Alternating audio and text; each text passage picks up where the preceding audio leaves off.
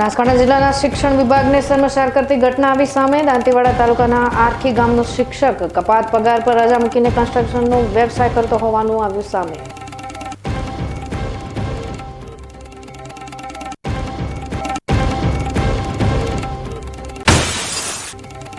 જિલ્લામાં વાદળછાયા વાતાવરણ બાદ હવામાન સ્વચ્છ થતા જોવા મળ્યો ઠંડીનો ચમકારો. માઉન્ટ આબુમાં પારો એકવાર ફરી પહોંચ્યો -4 પર.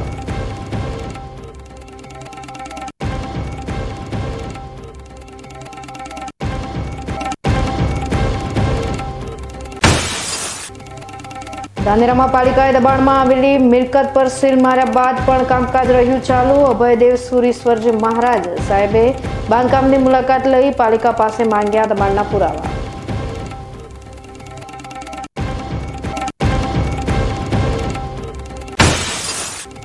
અને પાલનપુરના સાંઈબાબા મંદિર પાસે કાર અને ટ્રેલર વચ્ચે અકસ્માતમાં એકનું મોત, 2 વ્યક્તિને ઈજા.